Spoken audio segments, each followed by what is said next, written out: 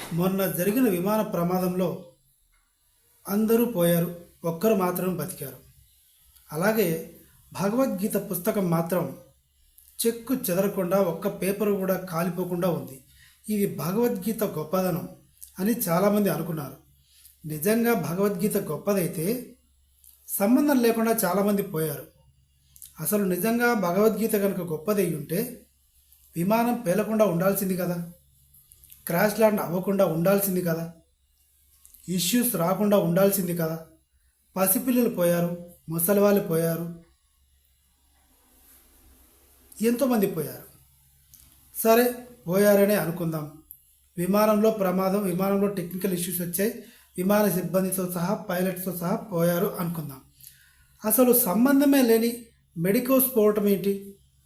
23 మంది medical college students భోజనం చేస్తుంటే క్రాష్ ల్యాండ్ అయ్యింది. మరి భగవద్గీత ఏం చేసినట్టు? మీకు కోపం రావచ్చు, నేను భగవద్గీత పవిత్రమైనదే, కానీ ఇది కర్మఫలం అంతే. పోవాలని రాసి పెట్టుంది, అది కర్మఫలం. భగవద్గీత ప్రాణాలు కాపాడేదే కనుక అయితే అందరూ భగవద్గీత పట్టుకొని తిరుగుతారు.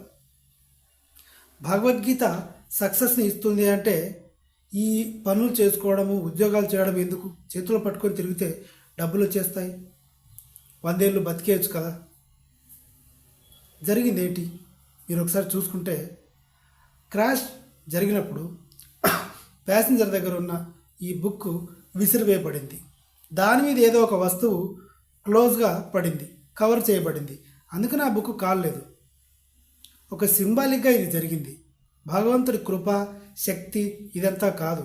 భగవద్గీత చదివిన వాళ్ళకి భగవద్గీత పుస్తకం విలువ తెలుస్తుంది. I know that. భగవద్గీత పవిత్రమైనది అంతవరకే. భగవద్గీత పవిత్రమైనది అంతవరకు మాత్రమే. పోయిన ప్రాణాలను తీసుకొని రాగలదా? అసలు ప్రమాదం జరగకుండా కాపాడగలిగిందా? పసిపిల్లలు పోయారు, ముసలి వాళ్ళు పోయారు, మినిస్టర్లు పోయారు, సాఫ్ట్వేర్ పోయారు, సంబంధం లేకుండా హాస్టల్ వాళ్ళు పోయారు, మెడికల్ కాలేజ్ వాళ్ళు. ఆ చుట్టుపక్కల ఉన్న బైకులు, కార్లు కూడా దగ్ధమైపోయాయి. ఆ చుట్టుపక్కల బిల్డింగ్స్ మీద ఉన్న కాకులు, పక్షులు, గద్దలు మొత్తం కాలిపోయాయి, తప్పించుకునే అవకాశం లేకుండా. కాబట్టి భగవద్గీత మాత్రమే గొప్పది. భగవద్గీతకి మనుషుల ప్రాణాలకి సంబంధం లేదు. ఎస్, మీకు తప్పుగా అనిపించిందంటే మీకు వీడియోలో నేను చెప్పింది అర్థం కాలేదు అని అర్థం. పవిత్రతని తగ్గించట్లేదు, కానీ అంతమంది ప్రాణాలు పోతే దాని గురించి వదిలిపెట్టి భగవద్గీతను మాత్రమే హైలైట్ చేస్తున్నారు. అందుకే ఈ వీడియో.